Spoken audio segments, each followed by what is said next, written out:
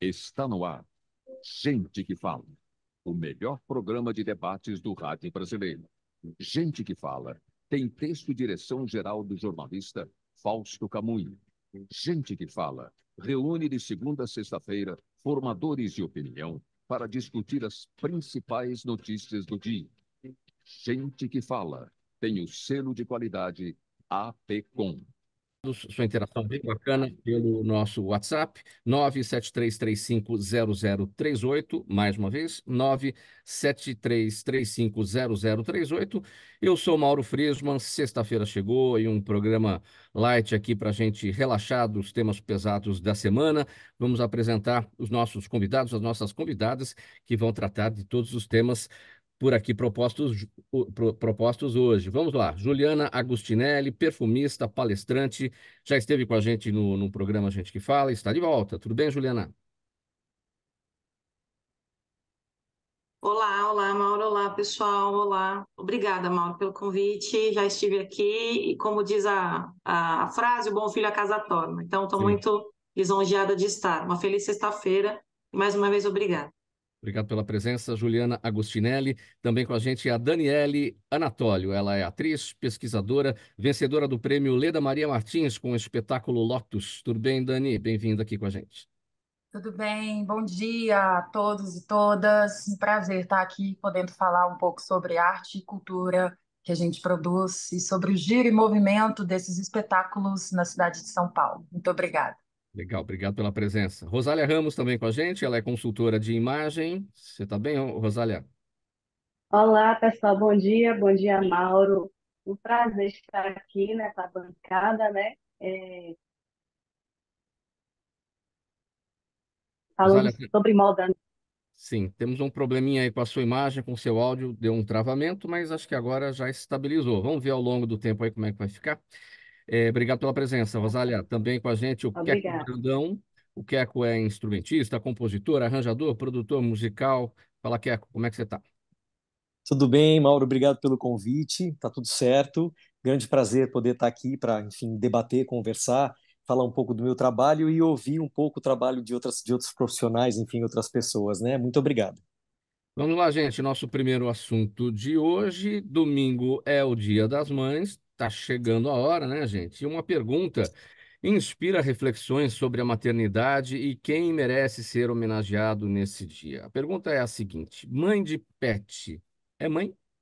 Embora a maternidade tradicionalmente lembre imagens de mães humanas cuidando dos filhos biológicos, o papel das mães de pets está recebendo cada vez mais atenção e reconhecimento. Juliana, eu começo com você a respeito deste assunto. É, Nossa, existe mãe delicado. biológica? Existe que eu sou mãe de filha humana e de pet. É. Mas esse é um tema que eu acho um pouco polêmico, porque tem muitas pessoas, mães, né, que fazem a comparação, seguinte: você deixa de trabalhar para deixar o seu cachorro, porque o seu cachorro está doente, você deixa de viajar e leva seu cachorro. Quantas vezes você acordou de madrugada para cuidar do seu cachorro? A resposta é que existe sim, né? Existem, inclusive, pessoas que estão optando por não ter filhos, humanos, né? E terem pets, né? Então, eu acho que essa relação ela é muito controversa. Embora eu tenha duas filhas pet, uma até deu um oi aqui agora para mim, veio aqui pedir um carinhozinho, mas é um amor muito grande, porque realmente é da família e a gente se sente mãe, sim. Então, eu acho que não deveria desmerecer quem fala que é mãe de pet, embora a gente saiba que nós, inclusive mulheres, né, somos, no mercado de trabalho, quando a gente tem filho, a gente é um pouco excluída, né? Se a gente fala que a gente tem pet numa entrevista de emprego, é mais fácil do que se a gente falar que a gente tem um filho normal. Mas eu acho que é um tema muito bacana de se falar. E sim, eu acho que tem mãe de pet, como eu sou mãe de pet, e mãe da minha filha também. O amor é muito grande, dá para dividir para todo mundo. Você tocou num tema importante aí, procurar emprego. Será que chega a esse ponto de eventual implicação aí, numa entrevista de emprego, dizer que é mãe de pet e isso atrapalhar?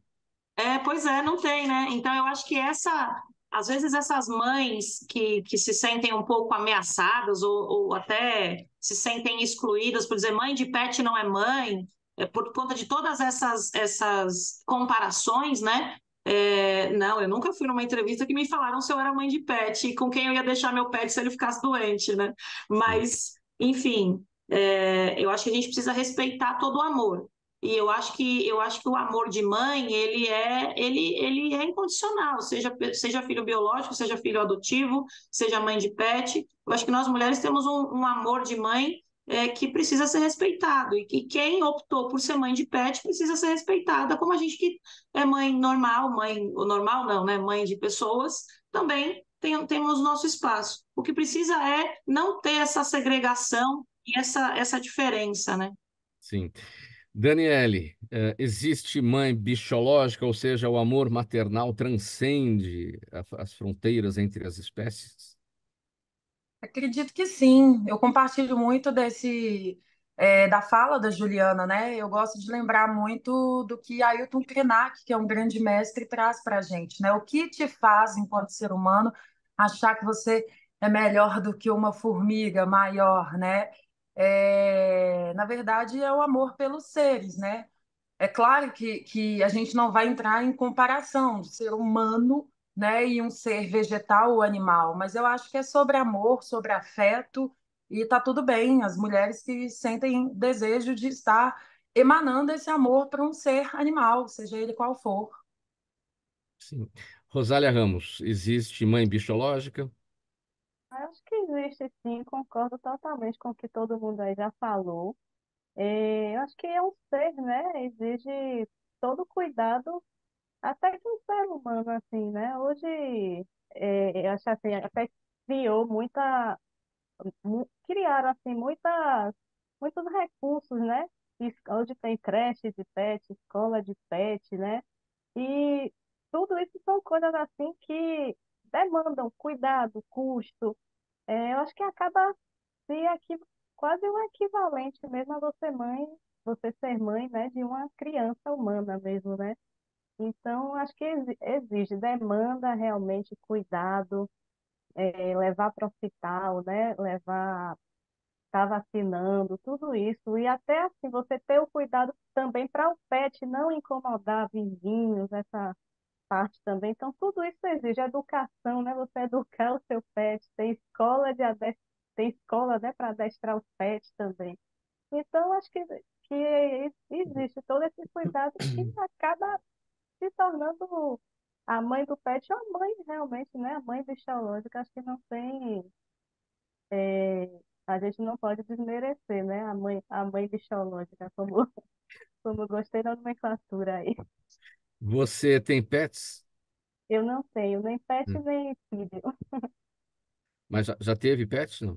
Já É. tive quando mais nova, né? Era até criança na ocasião. Meus pais que cuidavam mais do que eu, na realidade, né? Mas é algo que exige muita atenção também, né? Você viaja, precisa saber com quem deixar esse pet, né? Como deixar, tem todo esse cuidado. E as crianças têm essa relação também. As meninas Uhum. dizem serem mães dos pets, os meninos É, dizem serem pais dos pets, serem né? pais, Hum. exato. Keko, e a sua relação com os pets? Você tem aí os bichinhos? Existe mãe biológica? Claro que existe. Eu estava ouvindo as meninas falarem, né, e achei muito interessante algumas coisas que foram colocadas. Eu acho que antes de qualquer coisa, para você ter um animalzinho dentro de casa, ou fora de casa, enfim, não importa, é de imensa responsabilidade. Eu acho que não dá para simplesmente ter como um brinquedo, um bibelô, um passatempo. Não, cara, não. Você está assumindo a responsabilidade ali com uma vida, é uma vida. Você desenvolve, você nutre um afeto por aquele bichinho que está, enfim, que está ali se dedicando a você, que está te trazendo alegria, que está te trazendo amor, mas que também vai te dar trabalho. Ele também vai ficar doente, ele também vai vomitar, ele também vai quebrar uma coisa ou outra, ele não pode ficar sozinho. Então eu acho assim, eu até tentei ter bichinhos, mas, cara, eu cheguei à conclusão que não é o meu perfil, porque assim, eu viajo bastante e assim, e não dá, não dá. Até um amigo meu, quando eu anunciei para ele, falei, cara, acho que eu vou adotar um gatinho e tal, ele falou, Não vai dar certo. Você não vai conseguir, cara, porque assim, é muita responsabilidade, você não para em casa. E de fato, cara, eu comecei a ter altos conflitos, assim, de ter que deixar de fazer certas coisas para cuidar, para dar atenção e tudo. Então eu acabei doando ele para uma outra pessoa que se interessou, falou, não, deixa que eu cuido, tal. E eu juro que eu tentei, mas não é o meu perfil. Mas eu admiro profundamente as pessoas que, sabe, que podem ter esse cuidado, que podem se disponibilizar a ter esse cuidado, que tem que ter, cara. Não dá para ter para brincar. Você tem que ter, a partir do momento que você tem um animal, é uma criatura ali, é um ser humaninho, de certa forma, né, que está na sua vida, né? É importante essa consciência de se você não tem condições, porque você viaja muito, você não tem tempo para os cuidados com o pet, verdade, não deve ter o pet e deixar essa condição, essa responsabilidade para quem tem de fato a possibilidade, né? Enfim, Exatamente. e essa consciência muita gente não tem. Sim, isso é fato, isso é verdade. Eu tenho o meu aqui e, enfim, eu gosto de girafas também, mas girafa não é pet, né? Eu não poderia ter aqui em casa porque eu teria que furar o teto também e incomodar o vizinho de cima. Mas a Sim. girafa, como se diz, faz parte da fofofauna. A girafa é uma delas. Mas vamos lá para o próximo tema aqui do programa Gente que Fala de sexta-feira. Rosália, é o seguinte, ao se tornarem mães, a realidade mais comum é que muitas delas deixem suas próprias necessidades momentaneamente em segundo plano, focando exclusivamente nos cuidados com os filhos. Aí a consultoria de imagem surge como uma oportunidade transformadora para as mulheres nesta fase. É um serviço que oferece orientação personalizada em estilo, maquiagem e autocuidado, ajudando as mães a resgatarem a identidade, a se sentirem confiantes e completas nessa nova jornada, jornada da maternidade que se inicia. Como é que surge esse trabalho, essa consultoria? Como é que os estudos levaram à criação desse trabalho? Rosália? Perdemos o contato com a Rosália, a imagem dela congelada. Acho que nós perdemos a conexão. Vamos fazer o seguinte: a gente vai passar para o próximo tema, e aí a gente. Perdemos realmente o contato aqui com a Rosália. Vamos passar para o próximo tema, e aí a gente dá sequência de novo aqui neste assunto. Juliana. A perfumoterapia promove o bem-estar físico, mental, emocional e, no Dia das Mães, as lembranças dos aromas que permearam a nossa infância vêm à tona, ganham destaque, não é verdade? A Sim. fragrância única de uma mãe, o seu perfume característico, muitas vezes se torna uma fonte de conforto e segurança para os filhos, não é? Refletindo a importância do olfato na conexão emocional entre mãe e filho. Todo mundo depende disso, dessa conexão por meio do olfato, é ponto fundamental. Sim, acontece o seguinte, Mauro, o que que acontece? Nós somos bichos, né? Tá falando de mãe de pet, mas nós somos bichos, né? Nós raciocinamos. Quando eu fiquei grávida e aí eu descobri essa minha hipersensibilidade olfativa, eu entendi. Quando a mulher ela fica grávida, biologicamente ela precisa manter um ser humano dentro dela. Então, o olfato é um dos principais meios para que ela garanta a sobrevivência dela e do filhote dela que está dentro da barriga dela. Então, o seu olfato é muito mais apurado para você sentir o cheiro das coisas que você vai comer, veja, para que você não seja envenenado. Existe isso, né? Então, qual que é essa conexão? Então, aí você vai apurar mais esse olfato para você saber o que você está comendo, se isso vai fazer mal para você e para o bebê que você está carregando, garantindo a sobrevivência da espécie. Isso é ciência, né? E quando você está amamentando, quando o seu bebezinho nasce, ele fica pior. Por quê? Porque agora você está produzindo alimento para aquele ser. Então, você precisa necessariamente ter um olfato apurado para que você não tenha nenhum contato com algo que você esteja contaminado através do olfato, antes de você usar o paladar. Então, e aí, essa conexão com o bebê já começa já na maternidade, porque o bebê, ele sente o cheiro da mãe, e é incrível, a minha história, eu falo porque a minha filha vai fazer 10 anos agora, e a gente decidiu que a gente ia deixar ela 15 dias no nosso quarto. Ela tinha um quartinho dela, tudo bonitinho, sabe aquela coisa toda, né, enfeitada? Mas eu não consegui dormir por 15 dias. Por quê? Porque ela sentia o meu cheiro e sentia o cheiro do leite. E ela estava, que a gente fala de esterogestação, o bebezinho não sabe o que está acontecendo, né? Então, o cheiro da mãe é o que ele tem para o norte dele, né? Para se alimentar, e é essa conexão com a mãe. E aí, os perfumes da vida, e aí desde do bebezinho, né? Então, quando você tem os perfumes da vida, você tem um cheiro que lembra a sua mãe. Por exemplo, eu, enquanto perfumista, eu desenvolvo vários perfumes para resgatar memórias e emoções, né? O movimento da perfumoterapia é isso, ele usa neurociência e um pouquinho de intuição e esse feeling. Tem um cheiro que eu descobri na minha 300 essências, que era um cheiro que a minha mãe usava, um desodorante da década de 80, que eu sou 40, tenho 40 a mais, né? E da Vinólia. E eu, quando eu senti esse cheiro, eu me emocionei muito, porque eu me lembrei de passagens específicas de eu com a minha mãe, ela usando esse perfume. Então, Sim. veja, mãe já começa desde dessa parte biológica e ela perdura com esse cheiro, o cheiro do amaciante. Eu lembro o cheiro do amaciante que minha mãe usava quando eu era criança. E aí o cheiro dessa roupa no varal. Então, essa conexão entre mãe e filho, ela tem muito da perfumoterapia e desse resgate de memórias através do cheiro. Então, esses cheiros que fazem parte da nossa vida e que a mãe estão presentes, né? O cheiro de um bolo, de uma comida afetiva que a mãe fazia, é algo que desperta em nós, seres humanos, esse resgate de memórias e essa emoção. Eu fiz essa pergunta sobre se essa necessidade do olfato, ela é, se é necessário mesmo, se é necessária mesmo essa questão do olfato para você ter as lembranças, enfim, porque tem gente que não comenta nada a respeito disso. Olha, esse cheiro lembra minha mãe, o perfume dela, ou o cheiro natural dela, ou alguma comida que ela preparava. Uhum. Parece que a coisa é inconsciente, né? Não sei se eu estou conseguindo me Sim, explicar. sim, é quase que inconsciente, porque assim, dentro do nosso cérebro existe uma estrutura que chama sistema límbico. Lá é onde se processa o olfato, onde a gente cheira e é processado dentro do cérebro, os neurotransmissores processam. Esse sistema límbico, junto com a amígdala cerebral que tem lá dentro, elas são responsáveis por criar memórias e gerenciar essas emoções, criar memórias e emoções. Então, a ideia é que cientificamente, biologicamente, o olfato reside literalmente na memória. Então, quando a gente sente um cheiro, inconscientemente, isso vem as imagens mentais do que ocorreu.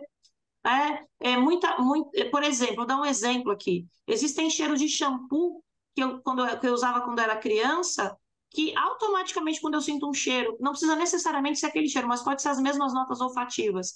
Automaticamente eu me recordo, porque o nosso cérebro projeta as imagens como memórias, como resposta a esse gatilho dessas memórias, através do cheiro. E realmente é inconsciente. Tanto é verdade, Mauro, que, para você ter uma ideia, 35% de tudo que nós cheiramos durante a nossa vida, o nosso cérebro lembra e projeta de novo os gatilhos quando a gente entra em contato com esses cheiros. Diferente da audição, que é 5%, e a audição 2%. Então, veja, a diferença é muito grande. Né?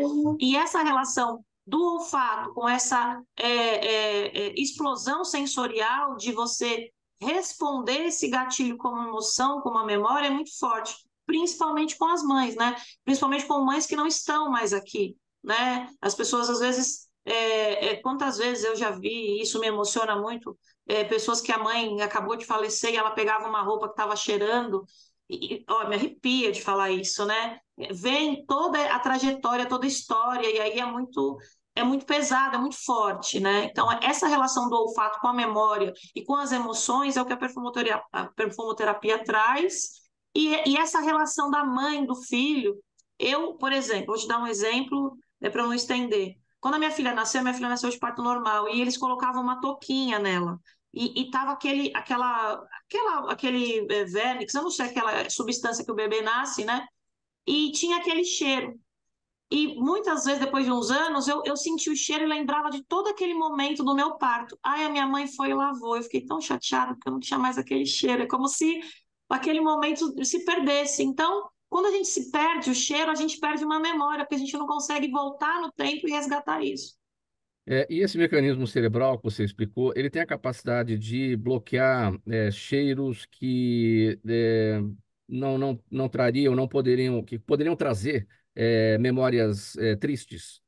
Não, ele não Não. bloqueia. Na verdade, ele sente cheiro e ele vai trazer todas as memórias. E aí, o que pode acontecer é o cérebro ter uma reação de não doer tanto. E aí você talvez o cérebro consegue, o ser humano é fantástico, né? Ele consegue driblar um pouco e não trazer tanta a imagem daquela dor, mas ele não vai bloquear, ele vai. Qualquer cheiro que você sentir, você vai ter memórias boas ou ruins. Mas é o importante, aí a perfumoterapia traz justamente quando essas memórias ruins elas vêm à tona, a gente possa ressignificar essas memórias para poder passar essa dor ou pelo menos amenizá-la, né?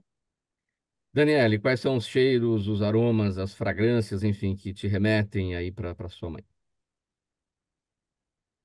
No sentido de comida, o cheiro do pão de queijo, que é muito afetivo para mim, com boa mineira. Então, eu sinto cheiro É. de um pão de queijo, uma broa de fubá, me remete, né, às comidinhas de mãe, de vó. E flores é algo muito forte para mim também, né? Trabalho com florais também pelo fato de, além de artista, ser terapeuta. Então, flores sempre me remete a vários momentos que eu vivi, assim, isso ficou registrado na memória afetiva corporal. Eu sou uma pessoa que eu não uso perfume, né? Há muitos anos, assim, eu tenho uma hipersensibilidade no olfato, não é uma alergia, mas é como se eu enjoo muito rápido de um determinado cheiro. Então, eu geralmente gosto de essências florais, dos mais fracos, assim, né? E remete a muitas memórias, né? Tanto das afetivas quanto coisas que já foram vividas mesmo, assim, e que registrou ali nessa memória do corpo. Keco, você, como é que você faz para lembrar da sua mãe? Que cheiros te atraem? Então, rapaz, eu sou. Você está me ouvindo bem? Sim? Vamos lá. Tá. Na verdade, cara, assim, eu sou movido a cheiro. Completamente movido a cheiro, assim. Tudo na minha vida tem a ver com cheiro.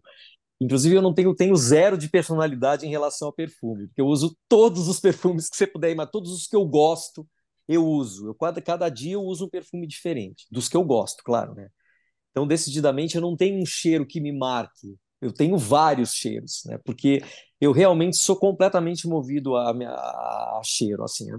A minha memória olfativa, eu tenho uma memória olfativa de várias situações na minha vida, inclusive situações também não muito boas, infelizmente, né? Cheiros específicos, sei lá, cheiro de criolina, cheiro de gasolina, sei lá, coisas assim. Alguns cheiros especificamente não me trazem uma memória boa. Mas tudo bem, eu sinto aquele cheiro, eu lembro de alguma coisa desagradável que me remete, mas automaticamente eu tiro aquilo da minha frente também, né?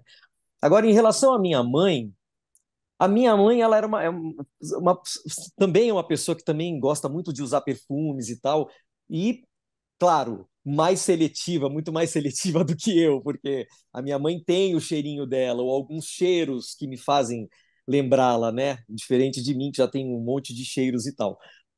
Mas assim, a minha mãe sempre foi uma pessoa que cultivou muito isso, essa coisa de usar perfume. Ela sempre usou muito perfume, e não independentemente de ter uma festa ou uma ocasião importante, ou Natal, ou seja lá o que for. Não, ela usava no dia a dia. Ela tinha aquela coisa de usar perfume no dia a dia mesmo, né?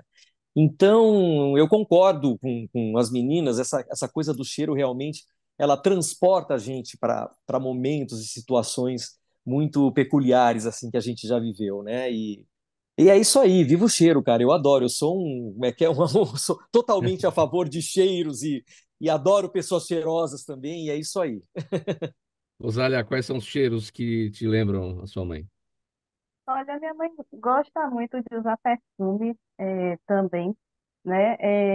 Isso que o Keco falou de aí você ter vários cheiros assim, eu tenho e ela também tem, né? Acho que eu aprendi meio isso com ela. Tem um perfume que a gente usa de manhã, né, para passar o dia. Tem um perfume quando a gente sai assim depois do almoço. Ela tem muito isso e eu acabei aprendendo isso com ela. Tem um perfume de sair à noite, né, mais noturno. Tem os climas também. Eu moro aqui em Salvador, então aqui faz muito calor. Então, quando ameniza assim o clima, a gente também tem nossos perfumes assim para um clima mais frio, né? Mas e tem aquele que é mais para aquele clima que a gente vive muito aqui, né? Aquele clima quente. Então, tanto eu quanto ela, a gente tem muito isso de ter perfumes diferentes para ocasiões diferentes.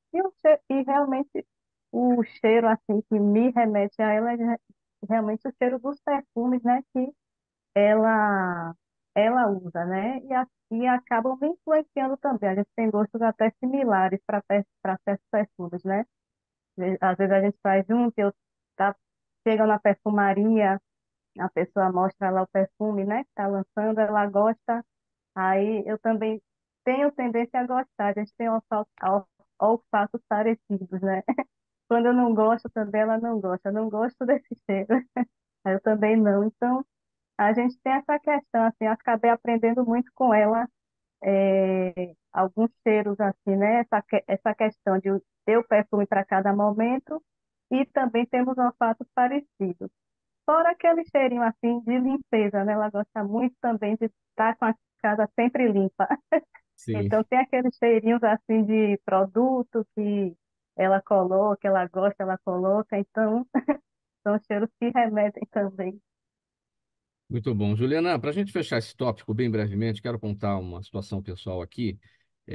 Eu, quando criança, eu e os meus irmãos, né? É, a gente sempre juntava lá os troquinhos, porque minha mãe e meu pai sempre deixavam dinheiro, vai lá comprar bala na esquina, chiclete, compra lá alguma coisa na quitanda, e sempre sobrava aquele Na troquinho, venda, né? A a gente, venda, né?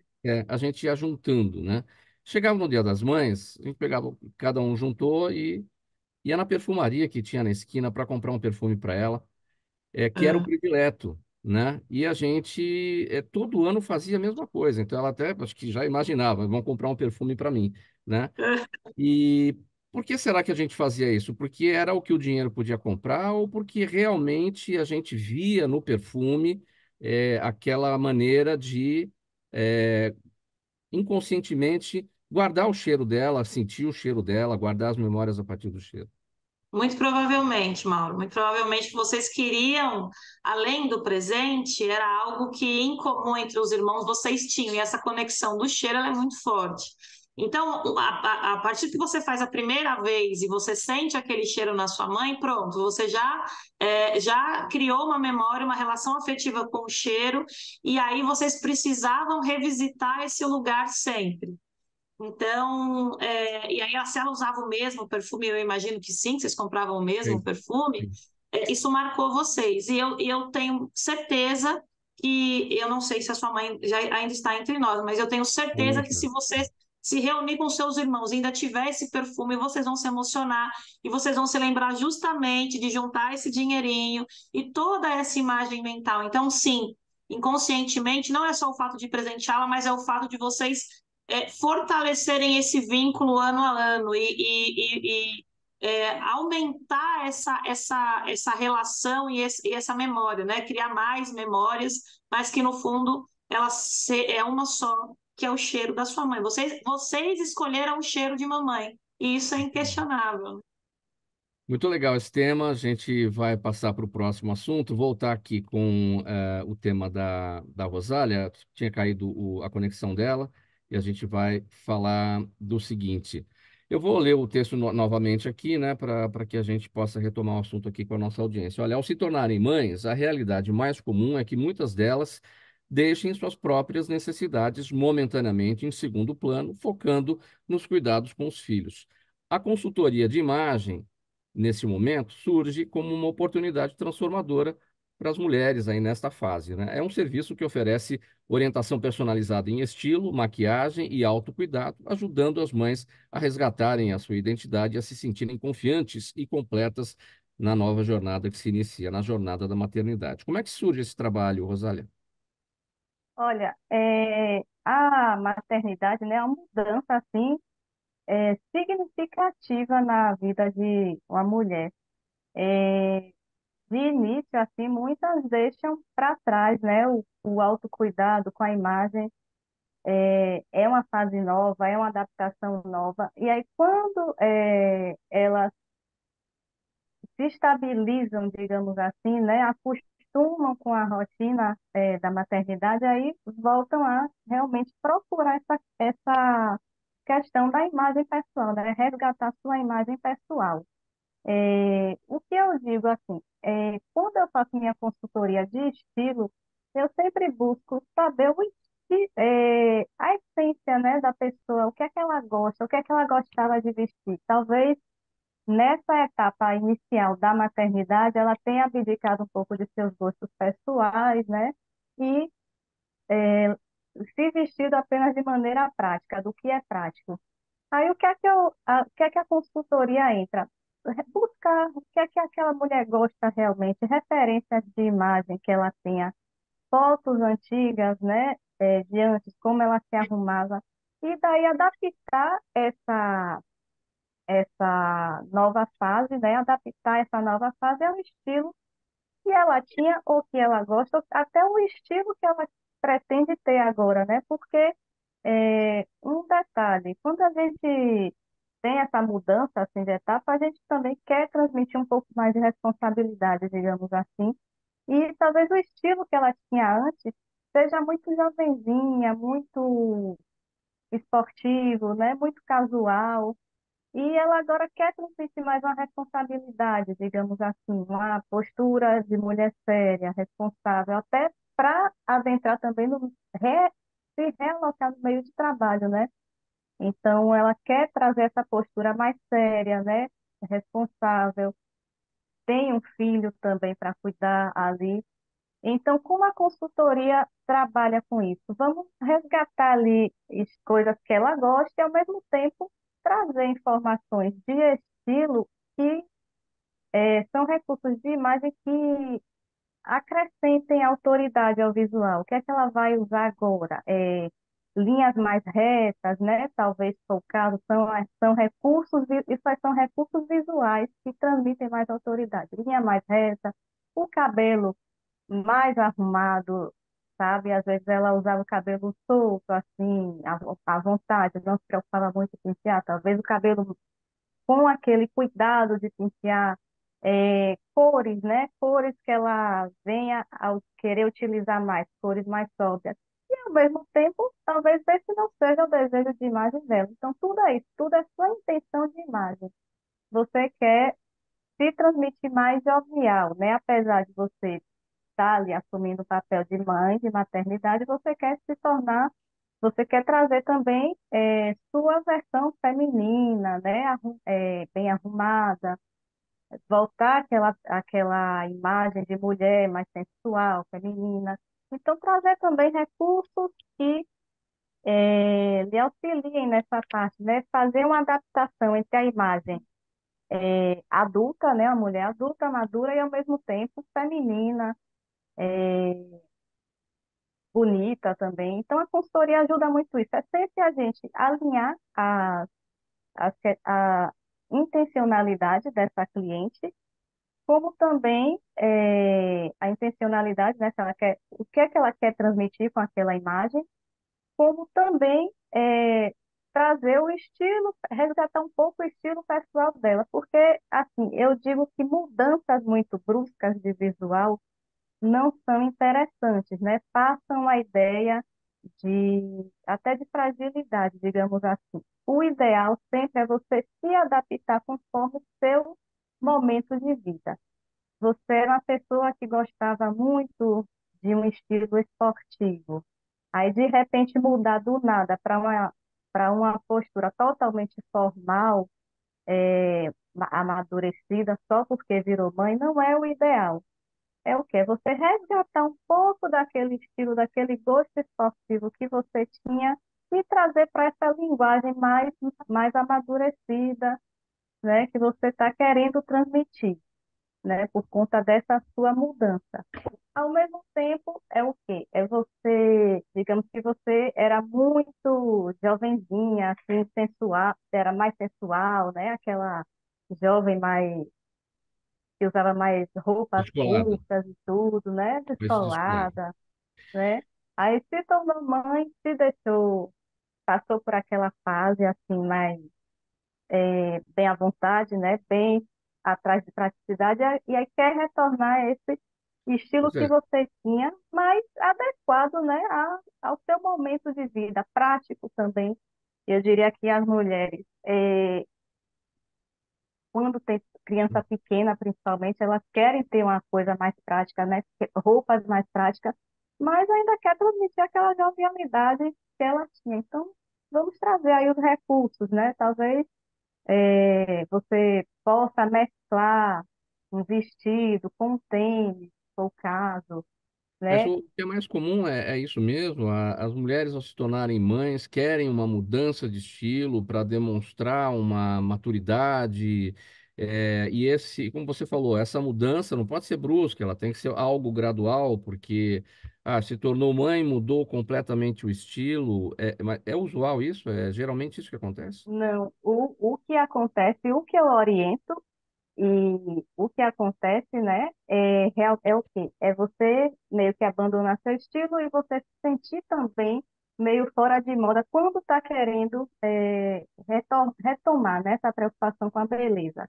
Então, o que é que eu oriento também? Tornar essa mudança assim gradual. Você se adaptar também às modas atuais, ao mesmo tempo trazer um pouco do seu estilo pessoal, né? Dentro do estilo pessoal que você tinha, que você deixou um pouco de lado, esse, trazer um pouco de volta a isso e se adaptar também à estética, né? Do momento, digamos assim. Isso acontece muito também, ela se sentir Sim. desatualizada no estilo. É um outro fator. Agora, isso de mudar radicalmente já aconteceu uma vez com uma cliente, mas eu orientei não trazer essa questão, né, de mudar totalmente. Bora trazer um pouco do que você era também, né, nessa nova estética, agora adaptando as praticidades, a comodidade. Muito do que as mães procuram hoje é comodidade, é estilo associado à comodidade, né, a praticidade, de estar cuidando de uma criança pequena, né, se arrumando com agilidade também. Então, isso é muito do que ocorre Deixa eu também. ver com a, E com se a- deixa eu ver com a Juliana. Juliana, quando você se tornou mãe, você sentiu a necessidade de mudar de estilo, seja na maquiagem, na roupa, no jeito Na de verdade, ser? a gente sempre fala que com uma mãe nasce um coque, uma legging, um chinelo e uma camiseta de vereador, né? Porque é algo que é fácil. Mas a ideia é o que a Rosália falou. Quando a gente torna mãe, é um turbilhão de emoções, né? É algo completamente novo. A gente tem uma vida ali que depende da gente. E a gente precisa realmente se ressignificar, mas a gente não pode perder a nossa essência, né? Então, quando a minha filha nasceu, eu trabalhava em casa, eu era autônoma, eu trabalhava muitas horas, então eu tinha que ter alguma coisa confortável, né? É o que ela falou, é confortável. Mas a gente precisa, enquanto mãe, não deixar de ser mulher, né? De não deixar essa questão de lado do nosso embelezamento, do nosso empoderamento. E a gente precisa ser, nesse sentido, a gente precisa ter foco mesmo, porque às vezes a gente se perde ali. Muitas mães, não gosto de usar essa palavra, mas é o que acontece, relaxam, né? Não, elas não estão muito ali. Mas Largam a situação, né? a consultoria de moda, eu acho que ela traz esse resgate de novo, eu acho muito Uhum. importante o trabalho da Rosário. Deixa eu ouvir a Dani também. Dani, você é mãe? Mãe só de pet. Muito bem, não. Eu ia te perguntar se ia bem uma camiseta de vereador, como falou a Juliana, ou essa necessidade da mudança de estilo e toda a consultoria que a Rosália apresentou para gente. É, bom, eu não fui mãe ainda, né? Mas eu acho que parte do que a Rosália e tanto a Juliana trouxeram, né, é de um lugar de um resgate de autoestima que toca no feminino. E Sim. acho que esse ponto, ele, inclusive, é independente da mulher que tenha vivenciado a maternidade ou não, porque muitas das vezes a gente passa, né, por coisas na vida que nos tiram desse lugar de feminino, do feminino. Acho que a maternidade é uma delas, né? Então, assim, sinto que esse trabalho é de resgate de uma autoestima, de uma essência da mulher, né? E aí a gente precisa, inclusive tem a ver com parte do tema que eu também vim trazer aqui, pensar de que mulher nós estamos falando, né?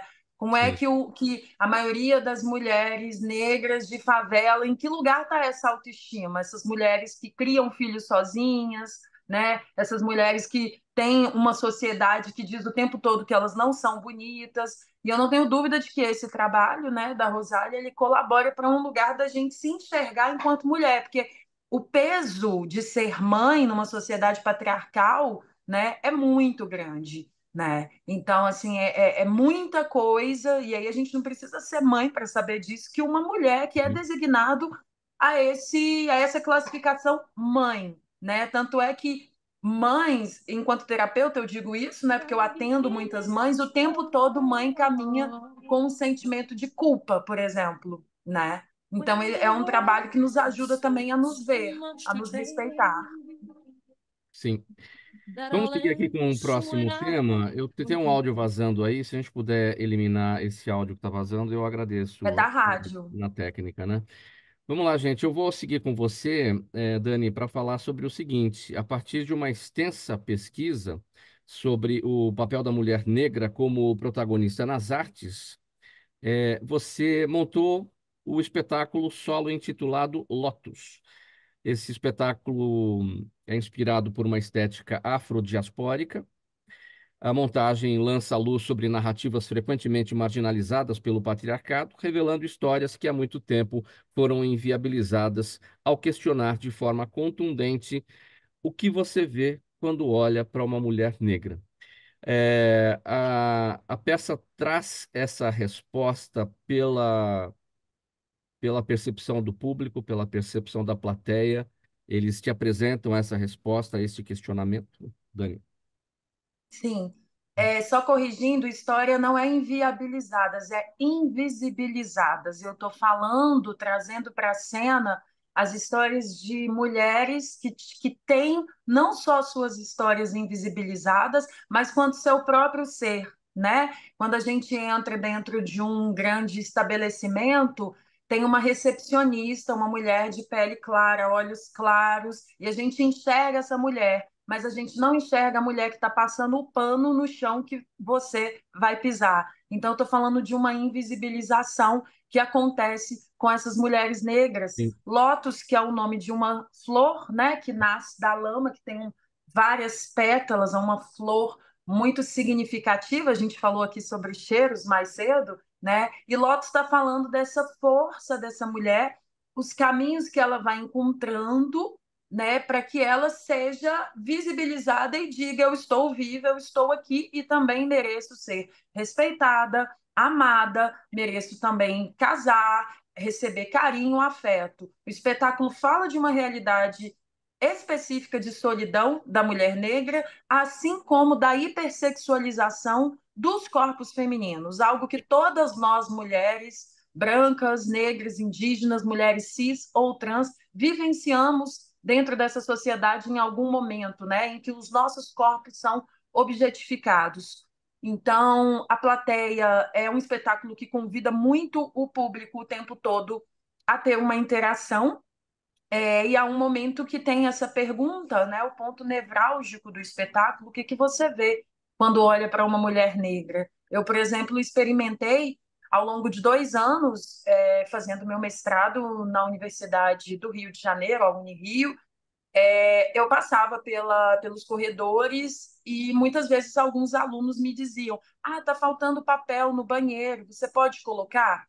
Então, eu sendo vista ali como uma pessoa que era dos serviços gerais, o que não há nenhum problema estar nessa profissão, né, Sim. sem diminuição. Mas por que esse corpo, essa mulher negra, não pode ser vista também como uma intelectual que está ali produzindo, né, conteúdo científico para a universidade? Então, são esses atravessamentos, essas realidades que mulheres negras experimentam o tempo todo. E quando a gente fala sobre a hipersexualização, nós estamos falando de um país como o Brasil, que tem um carnaval onde nós vemos esses corpos, ao mesmo tempo num lugar de estética, de beleza, mas muito, né, historicamente sexualizado. É sobre isso que o espetáculo fala. O público vai trazendo para mim essas respostas, né? O que você enxerga quando olha para uma mulher negra? E geralmente essa resposta parte de são respostas que reafirmam um estereótipo. Então, eu vejo força, eu vejo uma guerreira,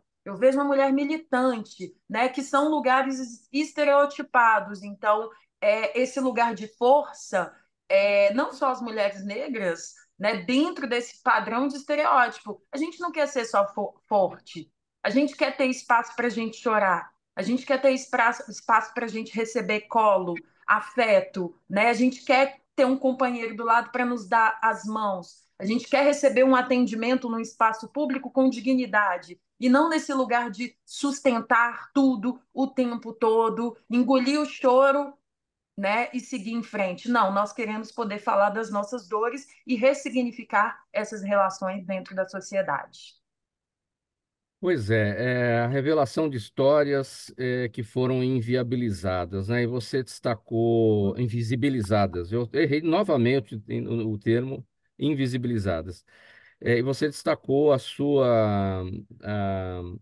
o seu momento invisibilizado na universidade com relação aos colegas que passavam por você e viam na Daniele Anatólio, a mulher negra, enxergavam em você a mulher dos serviços gerais, né?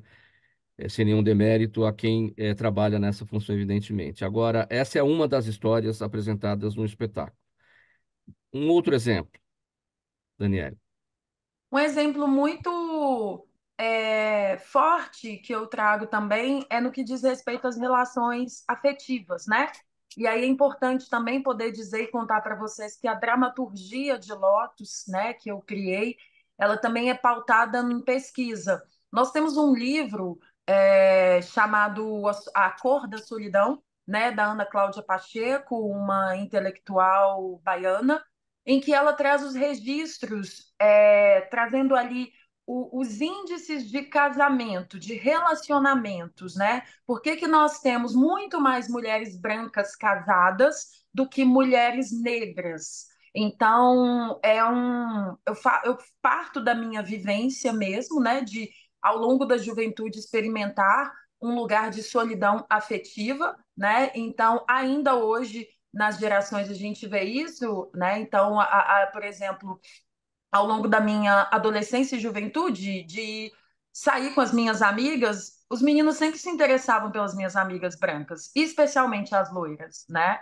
Então, hoje eu faço lotos às vezes em escola pública para poder debater, trazer essa consciência, né? Porque a nossa ideia de casamento, de felicidade, de afeto também foi uma ideia em que filmes, novelas, em que a televisão contribuiu para a ideia de um casal bonito também.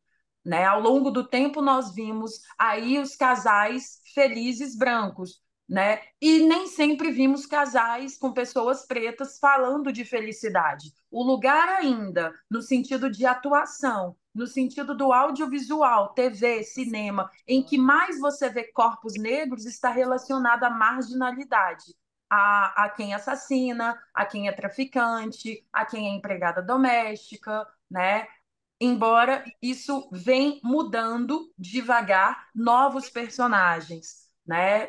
Para contar outras histórias, porque nós estamos em todos os lugares e queremos ocupar também os mesmos lugares. Então, um ponto especial é desse de solidão afetiva a qual essas mulheres vivem, quando não sozinhas, não sendo escolhidas e sendo preteridas por mulheres brancas, ou é esse ponto, ou um ponto onde essas mulheres estão sozinhas em seus relacionamentos, em suas famílias. Minha criação, por exemplo, assim como de muitas meninas negras da minha geração, é de uma família matriarcal, onde existe a mãe, mas não tem o pai, né? Mulheres que criam seus filhos sozinhas. Agora, devagar vem mudando, né? Como você destacou, a gente na publicidade observa isso. O casal bonito, branco, com filhos na cozinha espetacular de uma casa, comendo pão com margarina, isso já não tem mais. Devagar vem mudando, Mauro, né? E ainda é ínfimo perto de uma realidade se a gente considerar que pessoas pretas e pardas, né, são em maioria dentro de um país com a história que é o Brasil, né? É desse lugar que a gente precisa olhar, de que realidade que nós estamos falando, Não estou falando de um país na Europa, eu estou falando de um país como o Brasil, onde a gente precisa criar formas de visibilizar, né, todas essas pessoas. Então, sim, obviamente vem mudando, a gente não tem dúvida disso, mas existe ainda um padrão, né, posto, aonde sai, e aí não só sobre raça, mas também sobre gênero, né, sobre termos mais mulheres em lugares de destaque também, né, e outros atravessamentos que passam, né? A gente pode falar do etarismo, né? O homem pode envelhecer, a mulher geralmente não, ela é questionada. A gente falou sobre beleza agora há pouco aqui, né? Então, assim, vem mudando sim, né? E muito também, é importante ressaltar isso, por todo a luta e movimentação das pessoas que estão na militância debatendo políticas públicas, né? Podendo dizer, olha, a gente tem X índices aqui, né? A gente precisa buscar essa igualdade. Senão, do que a gente está falando e qual que é o sentido de estarmos nessa caminhada? Vamos para a ficha técnica, Daniele. Auditório do Sesc Ipiranga, sextas-feiras, 9h30 da noite, sábados e domingos, 6h30 da tarde, Rua Bom Pastor 822. É isso? Isso. É isso mesmo. No Sesc Ipiranga, hoje é a nossa estreia. É, Sempre às sextas, 9h30 da noite, sábados e domingos, às 18h30. Eu fico até 2 de junho aqui em São Paulo, trazendo lotos, convidando a plateia a estar brincando com a gente, a estar refletindo, né? É um espetáculo que fala de um ponto muito sério, né? Mas ao mesmo tempo de uma maneira o mais leve possível, convidando a própria plateia também a compartilhar ali algumas histórias. Eu convido ao longo dessa dramaturgia o próprio público para que eu dou espaço para que essas mulheres que estão ali também tenham voz. Então, a forma da dramaturgia vai conduzindo para que o público que se sente à vontade possa também compartilhar. A gente tece essa grande colcha de retalhos por meio também do que cada pessoa tem de história, e aí nós vamos fazendo uma grande miscelânea e fazendo o Lotus acontecer. Vamos seguir. Próximo tema do programa Gente que Fala por aqui, edição de sexta-feira, Rádio 365, sua rádio de todos os dias, AllTV, TV da internet, redes sociais, nosso canal no YouTube e à noite, às 10 da noite, a retransmissão pela Rádio Cultura AM 990 de Dois Córregos, no Centro-Oeste paulista. O compositor, pianista e arranjador Queco Brandão está aqui com a gente, reúne mais uma vez uma seleção de talentosos cantores no seu mais recente projeto musical. Em Queco Brandão Convida, volume 2, convida não é de convidar, é com vida, né? De possuir vida. Ele dá continuidade a uma saga que celebra a música, a amizade e o talento, dando voz a canções inéditas e regravações. O trabalho tem a participação de artistas como Toninho Horta, Naozete, Zizi Posse e outros nomes consagrados da nossa música popular brasileira. Queco, esse cultivo de amizades dentro deste projeto, isso vem da sua essência, vem do seu dia a dia, da sua vida? Sem a menor dúvida. Cara, para mim, viver, estar vivo é congregar, né? É você é você realmente estar partilhando as coisas. O ser humano, ele não é, a nossa natureza não é sozinha. Nós somos individuais, seres individuais, né? Nascemos individuais, morremos individuais, mas a nossa vida, ela é absolutamente partilhada em relação a tudo, né? Inclusive, fazendo um gancho aí com o tema do que as meninas falaram com tanta propriedade, né? Eu achei muito, muito interessante vários pontos que foram abordados aqui. No meu trabalho tem muitas presenças femininas, assim. Eu diria até que é absolutamente fundamental no meu trabalho musical vozes femininas, né? Mulheres cantando. Eu sou um fã de carteirinha, enfim, de várias cantoras e eu acho que é fundamental a presença feminina na vida da gente em vários sentidos, né? É, então, claro, essa coisa de congregar, de compartilhar, de dividir, de convidar, é bem legal. Eu sempre tentei fazer isso no meu trabalho. Mas eu tinha um trabalho anterior mais voltado para música instrumental, né? E eu sempre trabalhei nos bastidores. Então, assim, eu sempre acompanhei artistas, né? Então, eu trabalhei com Toquinho, né? Trabalhei com Jane do Bock, trabalhei com Leila Pinheiro, com Zizi Posse, com Fábio Júnior, enfim, vários nomes aí, Milton Nascimento, tem bastante gente bacana que eu acabei trabalhando, mas numa linha mais de bastidores. Quer dizer, bastidores que eu digo é o músico que acompanha, aquele músico que dá suporte, aquele músico que é importantíssimo no palco, mas ele não é, vamos dizer assim, ele não está em primeiro plano, ele está em segundo plano, mas esse segundo plano é absolutamente necessário, sabe, sem nenhum tipo de juízo de valor, né? E a partir de um determinado ponto da minha carreira, eu resolvi trazer isso para frente, quer dizer, eu resolvi trazer a minha imagem como compositor, como arranjador, como produtor musical e até cantando, eu trouxe para primeiro plano, mas de uma maneira extremamente compartilhada, né? Esses dois últimos projetos que eu fiz, os mais recentes, que aonde a minha carreira ela vem para frente, junto comigo vem um monte de gente. Vem todos esses nomes que você falou, e não só nomes conhecidos, como nomes desconhecidos também. Porque eu acho muito importante trazer uma galera que também está aí começando, que está começando a fazer agora a sua carreira, mas que tem muito talento. Essas pessoas também têm que ter direito né, de virem para a cena na frente, né? Então, numa boa, assim, não combina comigo essa coisa de eu, meu, sabe? Eu não gosto disso. Eu gosto de nosso, entendeu? Eu gosto dessa coisa no plural, assim. Eu acho que isso aí dá muito mais resultado. Decididamente, mandurinha só não faz verão. É. Isso vai virar show, vai para o palco. Muito provavelmente no segundo semestre, né? Uhum. Agora, por enquanto, eu estou focado em lançar o CD, né? Que na verdade é o segundo CD desse projeto, né? Esse projeto se chama Queco Brandão Convida, e eu botei com vida, né? Por celebrar a vida e ao mesmo tempo é convida de convidado também, é um trocadilho, é uma brincadeira, é uma coisa leve, né? E eu já estou lançando agora o segundo volume, né? Já existiu um primeiro volume onde eu tive convidados muito legais, Ivan Lins, a própria Zizi Posse participou dos dois, né? Eu trabalho com a Zizi Posse, eu sou pianista, tecladista da Zizi já desde 1998, e quando eu fiz esse trabalho solo, ela muito gentilmente quis participar também dos meus dois projetos, né? Assim como outros artistas também muito importantes e tal. E eu estou muito feliz, cara. Eu estou muito feliz de poder estar lançando agora esse segundo volume que eu estou trazendo num formato um pouco diferente, que é o seguinte: o segundo volume ele virou um livro, né? E esse livro ele tem o segundo volume e o primeiro volume junto. Que bacana. Porque eles ficaram com um gapzinho aí, um espaço, por causa da pandemia. Então eu não quis perder esse gancho entre um e outro, né? Por isso eu estou relançando o primeiro volume novamente.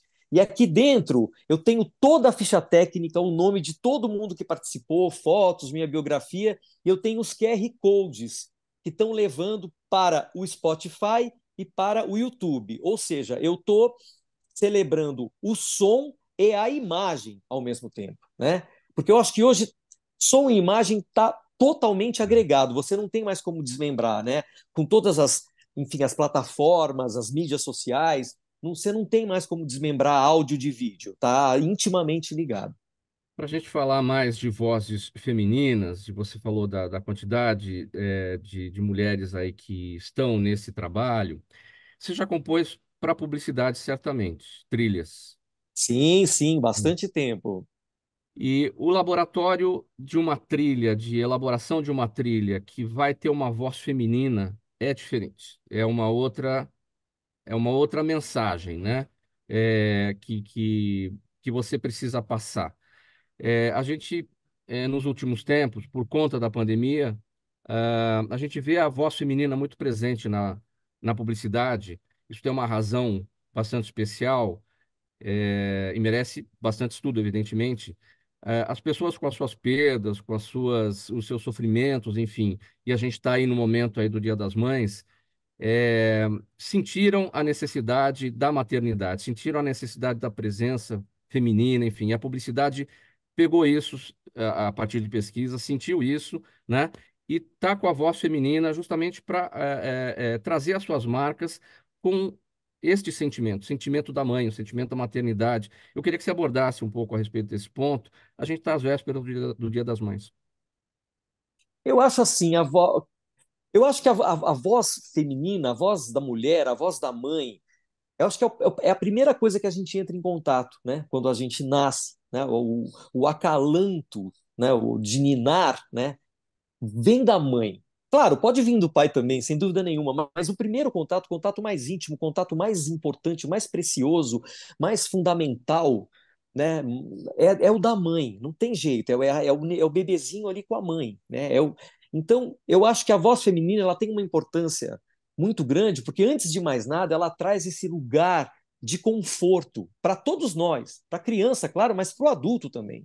Então, quando você ouve uma voz de uma mulher cantando, mesmo que inconscientemente, você já vai para aquele lugar de contemplação, sabe? Parece que você presta mais atenção. Eu não sei explicar o que é isso aí, claro. Eu imagino que devam ter muitos estudos acerca disso, né? Sim. Mas intuitivamente eu posso afirmar isso. Quando você ouve uma voz feminina, automaticamente aquilo te prende mais, é imediato aquilo, né? Quase um encantamento. Sabe as vozes das sereias que chamavam os marinheiros, né? Atraíam os marinheiros, é bem aquela coisa do encanto. A voz feminina ela tem um encanto, ela tem uma coisa muito, não sei explicar, mas assim, além das nossas compreensões, né? Muito bem, gente. Olha, 5 segundos para cada um encerrar, dando aqui os seus respectivos canais. Queco, os seus canais para a gente se despedir e depois as demais. Vamos lá, rapidinho. Sim, sim. Bom, Queco Brandão, só para falar como é que escreve, porque muita gente escreve errado. As pessoas escrevem com dois Ks, é Keco Brandão. Guardando esse nominho, eu tô no YouTube, eu tô no Instagram, eu tô no Facebook, eu tô no TikTok, eu tô no LinkedIn, eu tô em todas essas Perfeito. plataformas sociais aí. Maravilha. Juliana Agostinelli, rapidinho os seus canais. Oficina da Essência, Facebook, Instagram, Juliana Agostinelli no LinkedIn e no Instagram também. Obrigada. Rosália Ramos. Underline Rosália Ramos no Instagram, Ro Ramos no LinkedIn, Rosália Ramos moda no YouTube. Daniele Anatólio. Você me encontra no Instagram, Daniele com 2 L's, Anatório. Muito obrigado, gente. Vamos botar um ponto final nessa edição do programa Gente que Fala de hoje. Sexta-feira participaram com a gente Juliana Agostinelli, perfumista, palestrante, Daniele Anatólio, atriz e pesquisadora. Ela é vencedora do prêmio Leda Maria Martins com o espetáculo Lotus. Rosália Ramos, consultora de imagem. E Queco Brandão, instrumentista, compositor, arranjador e produtor musical. Programa Gente que Fala por aqui sempre uma realização da ABCom, há 23 anos no ar. Apresentação minha, Mauro Friesman. Pauta e redação, Luiz Ferro. Zenilda Salvato é a nossa diretora de produção. Jornalista Fausto Camunha é o nosso diretor-geral. E você, aí do outro lado, ouvinte, espectador, internauta, a razão da nossa presença sempre por aqui.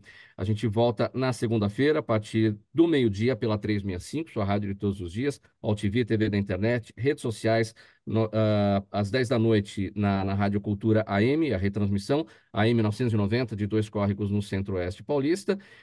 Um bom final de semana para todo mundo, um excelente Dia das Mães para todos, aqueles que têm suas mães, aqueles que não têm, mas que fazem de outras pessoas as suas mães. Isso é que é importante, a relação, o amor, o carinho, a confraternização nesse domingo entre todos. A gente se vê então na segunda-feira, a partir do meio-dia, e você que vai continuar aqui na 365, o programa Quinta Avenida, agora sob o comando do Lucas Neto. Lucas, bom programa para você. Tchau, bom final de semana.